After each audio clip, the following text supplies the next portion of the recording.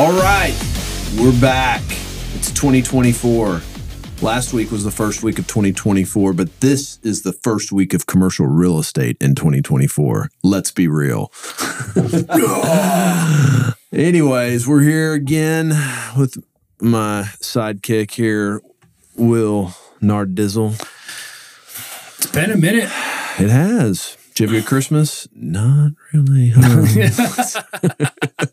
We were pouring some salt. No, kids were super sick and we traveled. I don't think I'll travel again for Christmas. Yeah. You can start forcing people to travel to you. Yeah, I can. I have a little bit of that leverage. Mm-hmm. So I might do like the 26th. Yeah. So, but no, it was rough, man. But everybody's sick right now. Man, everybody got sick. We were supposed to go to New York City, and me and Tammany went out for our birthday day before we were supposed to go, and we were at dinner, and she's like, I'm not good. Yeah. So her and Barrett both got the flu, and it was pretty rough. So we canceled that and just hung around town. Yeah. So rough. But anyways, we're back. Goals, back to the grind. Yeah. All that stuff. Yeah. So early alarms, gym, cold calls and curls. That's right. All right. Well, let's get into it. This week in economic news, you got initial jobless claims. Forecast is 210. Previous was 202. U.S. consumer credit comes out this week. The forecast is $8 billion. The previous was $5.2 billion. I don't really know how to interpret that stat, but I feel like this is an important one because it has to do with well, here, I'll just read it to you. It's consumer credit, you said? Uh-huh. And is that looking at credit cards and all that other stuff? Like auto loans? Hang on a second. Consumer credit. No, it'll be interesting to hear though, because what I read a little bit in the just looking at real estate news, I guess multifamily owners want to push up on rents. So, but that'll kind of be an interesting point. I'm sure they're going to look at that pretty heavily, see what their customers can do. I went to lunch with our CPA last week. And they're in an apartment deal, and he said their insurance doubled on it, and it pretty much wiped out their NOI. Dude, it's crazy. And there's a lot of factors that you can't just walk over to the tenant in multifamily and go, "Hey, man, bill's gone up. See you later." They're locked into a lease. Now it's a short-term lease, usually a year-to-year lease, but you still got to compete with other apartments because people in an apartment will get up and move, save a couple $100 a month. Absolutely. So, well, the leases are liquid, so they'll just move. Yeah. So, anyways, sorry, folks, I can't find consumer credit. I'm not going to waste any more time on it, but I think it's important. So, it is. How's that? All right. The Dow was down 60 basis points last week, so probably not much trading going on. S&P down 1.5%, and the NASDAQ was down 3.35. So a little, I guess the tech side of things got kind of pushed around. Crude was down about 57 basis points to $71.24 a barrel. It's down today. Big. Is it? Yeah, we might get under $70 a barrel today. Interesting. Still want to learn more about oil. Yeah. I wonder how the Israeli conflict, if that's making it go down or up. I don't know. Somebody please, we've been asking. Yeah. One of you foos out there, call us, explain oil and gas. Probably don't have many oil and gas people listening to us. I got one guy. Yeah, no, I got another guy too. I need to call him. Okay, the 5-year did creep up. Creeped up about 250 bips or about 200. Yeah. No. About 100, 200. It's up 4%, 4.35%. It's closed out last week at 4.017 on the 5-year and 4.046 on the 10-year. SOFR still hovering at 5.31. So let's look at these real estate stocks. REIT Office is up again today on the one-day performance. The 1 week REIT Office, REIT Hotel, REIT Diversified. 1 month performance, REIT Hotel and Motel is the leader right now. diversified, industrial, and then offices in fourth. Retail, 3 months. So let's look at 1 year performance though. So how did commercial real estate stocks do last year? Real estate development was the number one. It was up 56% on publicly traded real estate development stocks. Wow. REIT, hotel, and motel was second at 25%. Dang. Real estate diversified, which I guess that means you buy multiple different products, but 24%. Industrial up 14.18. REIT residential 5.17. REIT specialty 5.63.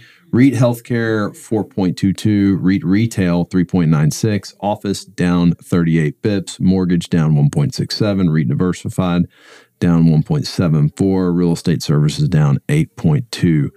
So the brokerage shop sounds like they took the worst hit. Yeah, I kicked in the Jimmy. Yeah. So since no one knows why office stocks were coming back so hard, I guess my answer is the chart looked like it was time for it to bounce, and it did. Okay. Because they lost on the year. Yeah. So it probably just got depressed so much that some volume came into it. So there's your real estate stocks. All right. Football picks.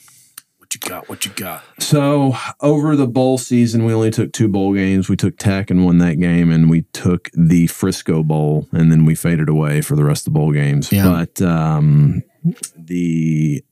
we took the Frisco Bowl, which was UT San Antonio versus Marshall. We took UTSA, and they won. They covered minus 12. They beat the Thundering Herd 35-17. Nice. I did take covered appropriately. Yeah, I took Texas and I took Alabama in the college football playoffs. Lost both those bets. Yeah, you did. So it's okay. I really thought Texas was going to beat Washington, and man, Washington looked incredible. That quarterback is good. That dude's. If I'm an NFL team that has a draft pick coming up next year that I need a QB for, he's my guy. Like that guy is incredible. So they are playing tonight in the national championship against the Michigan Wolverines. Michigan is picked to win by 5. I think they do it. You think Michigan wins as much as and covers? We're talking about spreads. Yeah, I don't know. I'm taking Washington at minus 5. Okay. Dylan, their running back's going to play. Yeah. He ain't 100%. He says he is, but there's no way he can be. He got hurt in that playoff game against Texas, but... So anyways, that's my pick for college football national championship tonight. I'm going to take a couple playoff games for the NFL because that's kind of interesting. I get the Cowboys versus the Packers. You're taking the Cowboys? Of course you are. Boys at 7.5. Yeah, I kind of feel like they win this game and get us all hyped up and then blow it next week. So anyways, it's only been 28 years since we've been to the NFC championship game. I got the Rams versus Lions. I like the Lions at minus 3.5. I do too. Props out to Dan Campbell. He's done a great job. And then Miami versus Kansas City. Miami's getting 3.5. I'm taking Miami.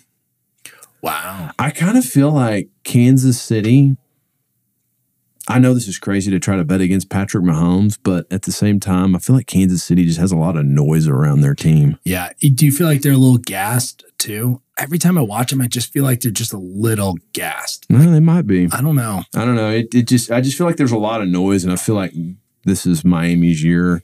Yeah. Or maybe I've just been watching Hard Knocks on Miami. And anyways, so don't look too deep into these bets. All right. Term of the week. Hold up.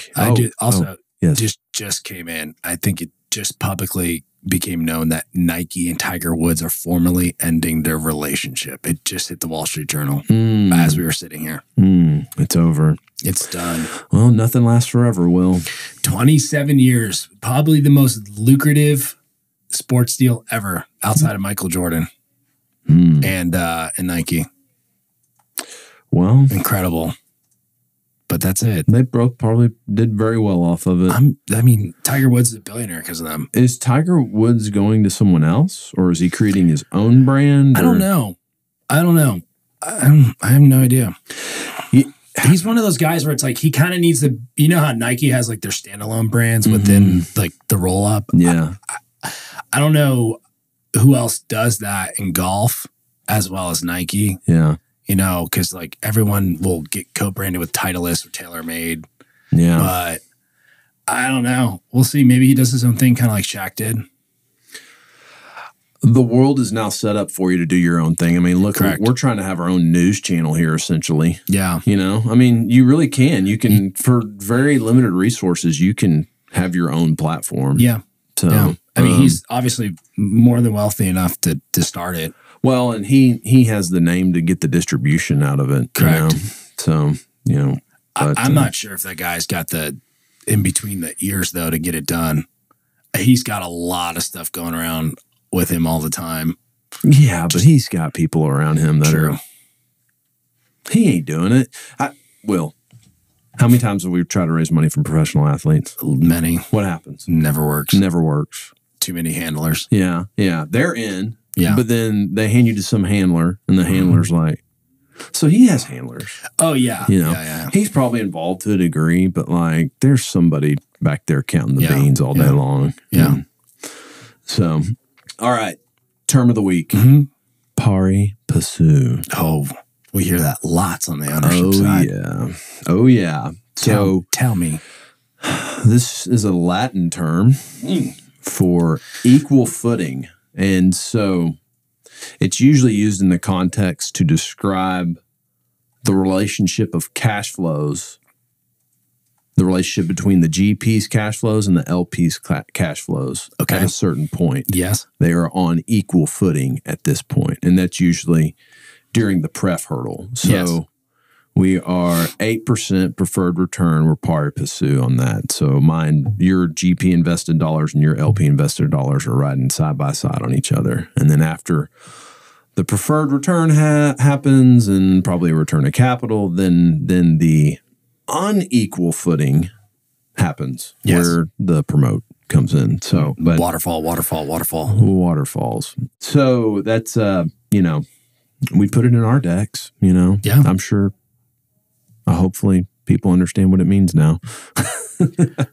You should read these things. Yeah. And understand. Yes. It's very important. It can affect your livelihood.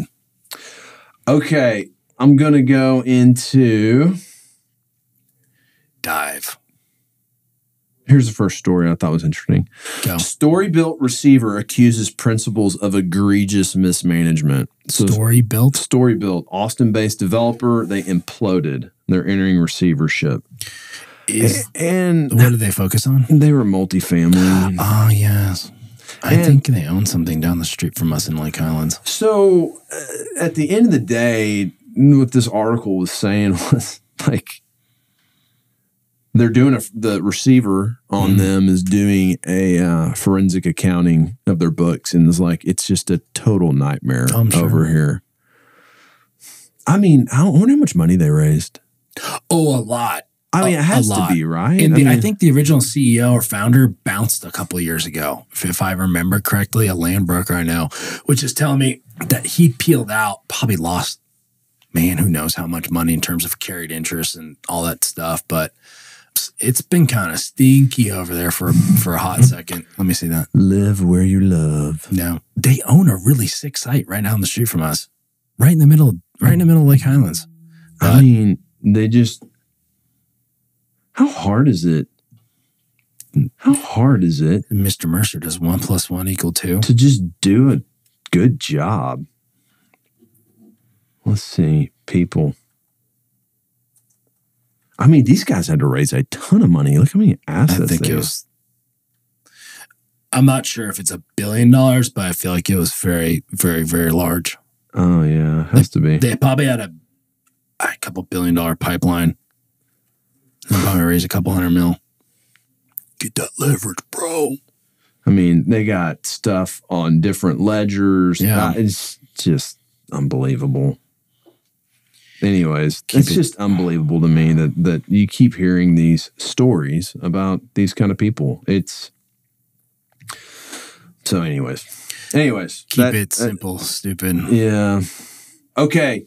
The Las Vegas Sands people keep popping up. Yeah. Alderson. Yes. She bought this is probably pretty logical, but she bought the building across the street from American Airlines Center, the mass practice facility. Yeah. Where the soft layer building is. Yep. So she bought that too. I mean, they are just going all in on D-Town. Pot in. They're pot in. They're pot in. They're pot in. Isabella's shaking her head. She doesn't like that analogy. Why are you not? You don't want a casino in Texas? It's okay. But don't you want your investments and all the real estate we purchased to go up? You know, real estate always goes up, Bella. I'm over it. I'm bored. You know, that area, the Metroplex, there's just so much traffic. It's just going to get worse. But outside of that, I think it's going to be a ton of fun. I think if you talked to me a month ago, which I think we have a recording of, I was not pro this, but I think I'm down now. I would have to look at like some long-term studies of the implications of putting a casino in somewhere and what does it really do. I mean, don't we all have a casino on our phone now anyways? So yeah. Well, if there's any, Atlantic City is, well, we don't have a mafia issue here. Right. At least not that we're aware of. But, you know, if you look at the classic gambling areas, they're controlled by tribes or the mob to start off from, and we don't really have either influence. So I would be really interested to see kind of how it plays out. When public corporations just actually come in and get it done? Yeah. And there's a private-public partnership. I mean, they're going to look to the county or the city of Irving or whoever for some buy-in. Sure. But, I mean, the entertainment, if they put in a little, well, I mean, the arena's going to be there, but the entertainment's going to go through the roof. Yeah. Because they're going to want bodies in there all the time. Oh, yeah. It's going to be psycho. Yeah. Maybe get a little Celine Dion action mid-Metroplex. She's done, isn't she? Yeah. She heard her voice or something. Yeah. Tammany would love it, though. She came back. Okay. DFW's biggest industrial sales of 2023. Oh, feed me. R2C SA's West Dallas acquisition. I think that's TA. That's Turnpike. That's the Turnpike side. Oh, okay. French Settlement, Bastille Road, Pipestone. God, I think they paid like $90 a foot. I heard 80s. 80s? I heard 82. Then God, I wish I had the money. 86. I'd buy that stuff all day long at that price. Just all day. Yeah. And Johnny G's still leasing it. The guy's had a death lock on that place. Oh, yeah. It was a good job, though. Did you ever hear the story about how he pulled that all off? You've told me. Yeah. So. I got to track down the video. It's really incredible. He pieced it all together. Well, he has been the sheriff of Turnpike for a long time, but he does a good job. Yeah. Props to John Gorman. I'm sure they didn't change leasing. So Glitch Properties picks up Dow Park building, a 920,000 square foot building. Doesn't even say it has a tenant. Guess they bought a spec deal in Lancaster, 920,000 feet. Knight Swift nabs Forney Logistics Center. So, Goodyear, let's see. In January, they bought it, I guess. Let's see. Fifth largest publicly traded trucking company. And let's see. That was a 904,000 square foot sale. Cabot buys Garland portfolio. And then it says the GSW portfolio, but I think that's wrong. One building, West Oakdale, 221,000 feet, 13 acres. Let's see. And then another one at 576,000 square feet. Link scoops up I-30 Distribution Center. Link bought this in October. 2 building properties, 750,000 square feet at 3901 and 4001 Alder Road. Tenants are Geodis. Is that how you say it? Geodis? I don't know. FedEx. They were building, the sale price was not disclosed, but the buildings were valued at $44 million and $23 per DCAD. This one's going to hurt. Well, why? TA Realty offloads Garland portfolio. Oh, wait, that's TA. Sorry, hold on. We're getting there. Okay. We're getting there. Hang on, sorry. The pain didn't start yet. Let's see. TA sold off a Garland portfolio, 132,000 square feet. That was a good deal.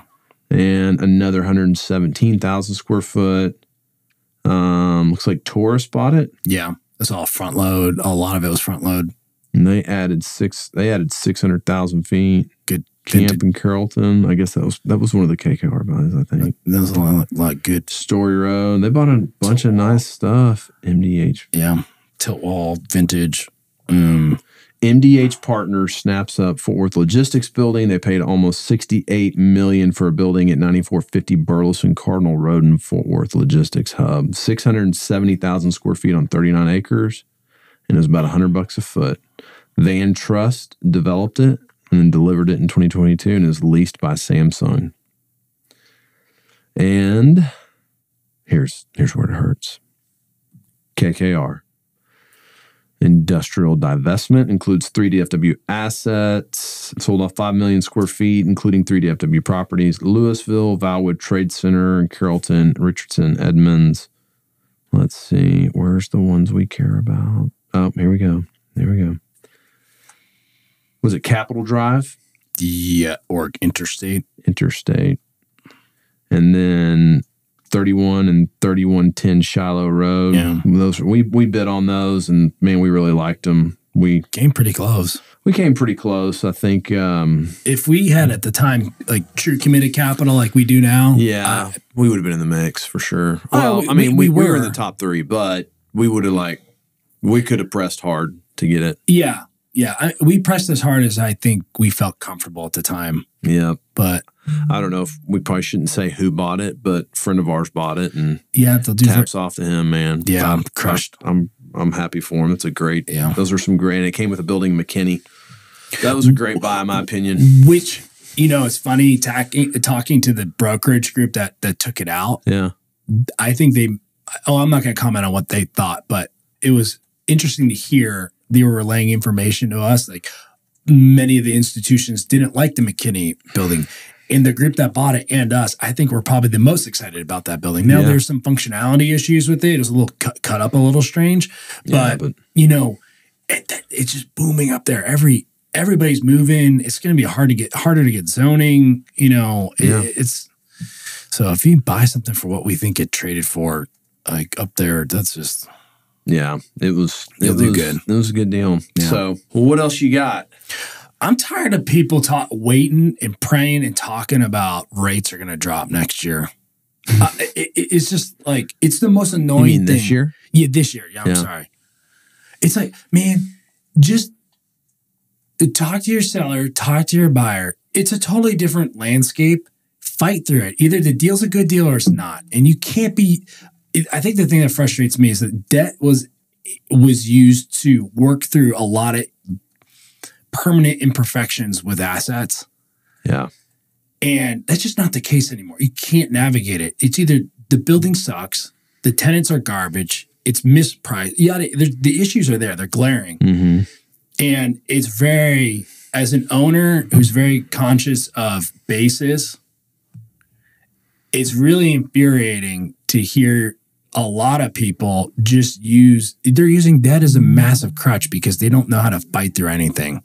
It's like, no, this 4% interest is going to make all the problems go away. Sure. Yeah, no, it does. But that doesn't mean you made a bad buy. I mean, your bad buy good. It's really just irritating, especially as people we work our tails off. I mean, going through data, getting in front of people, making really, I think, pretty decent buys last year with what's going on. But it's just like, oh my God, can you work harder? You need to just bank on the Fed, just punching out. Sorry, rant's over. But well, I have a hot sports opinion about that. I think a lot of guys that are getting money to buy stuff shouldn't be getting money to buy it because they don't really know what they're doing. Yeah. So, and bad debt cheap debt fixes a lot of the issues. Yeah. Cheap debt can fix a lot of stuff. Real estate has some pretty fundamentally things that you can make money doing it with, but I think that's just, I don't know. I think the bloodletting's good. Well, hey, let's talk about one thing we did do at the end of the year. Yeah. This was pretty cool. You want to talk about the deal? Yeah, let's talk about it. So, Bo Puckett at JLL brought us an opportunity. Yeah. And he said, hey, this is it was a 10-acre site. About 7 acres of it was concrete, lit, fenced, and paved. The rest was just kind of some drainage area. It's a truckload facility on Highway 67 in good frontage. Good frontage, Highway 67, sandwiched in between Clarion's new development and KDC Advisors' new development, and brought it to us and said, hey, these guys want this number for it, but if you close by the end of the year, they'll take this for it. And like, what, 40% less just about? Yeah, and we got them down further than that, too. Yeah. So I said, well, if they can owner finance it, we can pull this off. And they did, and we closed in 17 days. Yeah, I think we came in around the 8th or the 9th of December, had it in title on the 12th, and then closed on the 29th. Yeah. So shout out to Bo Puckett and Caleb McCoy for putting that deal together for us, and they're leasing it for us. So if you got an iOS user, this thing is perfect. All concrete, fence lit, all the things. Yeah. So really, in terms of like deal structure, really interesting on how we piece it all together. I mean, we discovered a business that was somewhat in distress in terms of cash burn and what they needed. So just structuring it so it was a win-win for everybody. Yeah. They got to unlock some value. They've owned it for a couple of years. No, they owned it for a year. Oh, that's it. Okay. Yeah. So they bought the wrong building, essentially. Yeah. They need a warehouse. They need a warehouse. They bought a truck lot. They were a truckload carrier, and then they needed true distribution. Yeah. And so, how we structured it, I think it's win-win for truly a win-win for everybody. Yeah. Yeah. No, it's I'm pretty excited about it. I think we'll do very well on that project. And if anybody has a user looking for something like that, call Bo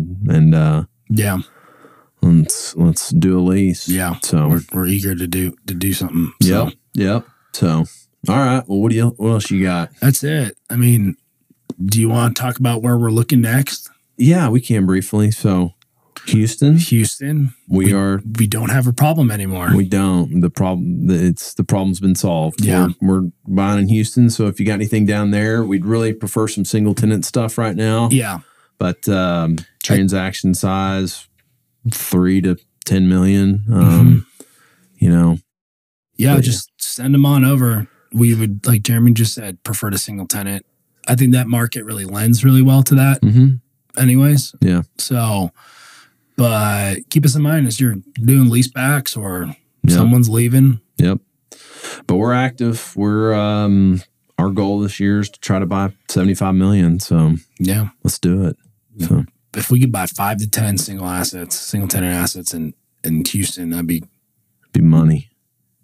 Yeah, it'd be super money. We're in.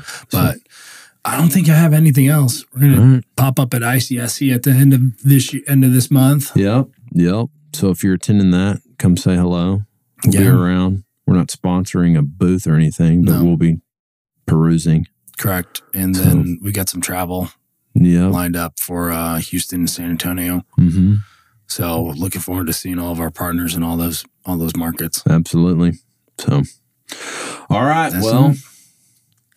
Hang it up, not Coach. Stay alive in 25. It's scoop and score in 24. Ooh. We'll see ya.